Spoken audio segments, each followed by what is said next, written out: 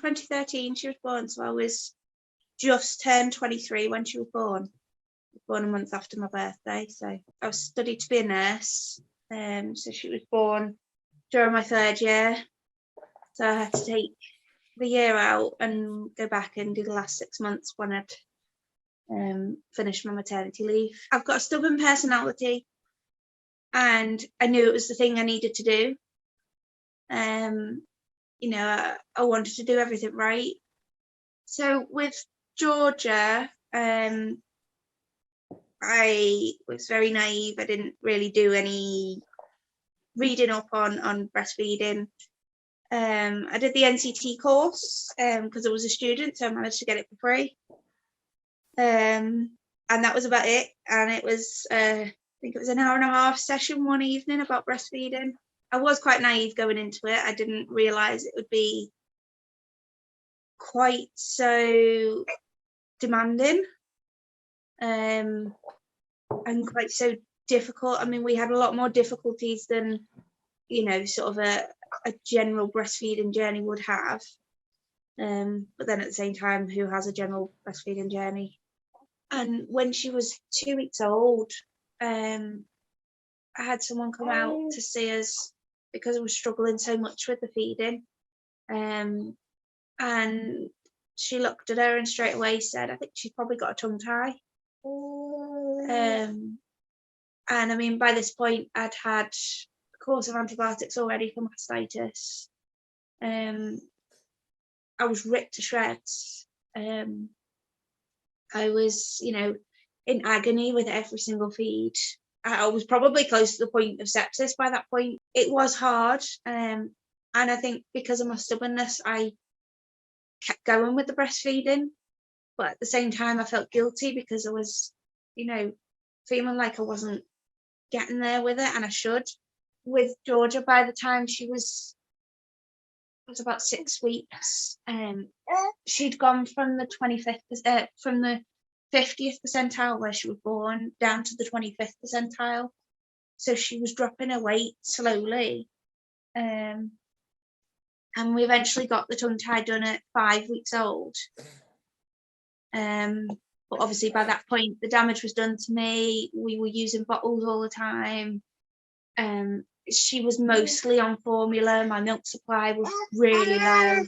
Yeah, so I was just at the point of, I could have stopped, could have easily stopped, and it wouldn't really have made any difference because my milk supply was that low by that point. And through the tongue tie clinic, I was referred to the lactation clinic, and they were like angels. Because I'd mentioned at the tongue tie clinic that I did want to breastfeed still, even though I was at the point of almost giving up, I did still want to do it. And I went to the lactation clinic in the hopes that they'd, at least be able to help me up my supply a little bit. I wasn't expecting miracles, but that's what I got. I did get a miracle. The dietitian decided that we were eligible for donor milk so that I could get her off the formula completely. 10 weeks old, we figured out that she had a milk allergy, because things, although they'd improved, the feeding was going great, her latch was brilliant by that point. I was getting no pain. In between time, we'd sort of been given medication for reflux, and although that made a bit of a difference, it was almost masking the actual issue. Although she was still having a couple of bottles a day of the donor milk, we stopped completely, stopped all bottles, and we just took a few days. I cut dairy out of my diet completely, and I think that was the Wednesday, and by the Friday she actually slept, and she seemed satisfied. So I did manage to solely breastfeed her just from me until she was 4.5 months. From that point, I managed to solely breastfeed her till 4.5 months, and then from that point I knew I was going back to my training. So we had to reintroduce the formula in bottles at that point. And and I stopped feeding her when she was 7 months old, which looking back I probably didn't need to do. My great grandmother, she was a breastfeeding pro. She fed all of her children until they were toddlers, and even went so far as to be a wet nurse. But unfortunately, that support and that knowledge seemed to have dropped.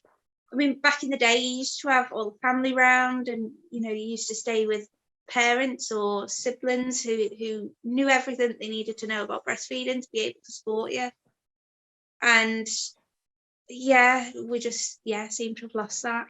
But yeah, I think the hardest part of my first was that support, because my husband, well, at the time partner, had to go back to training, which for nurses, is like full-time work.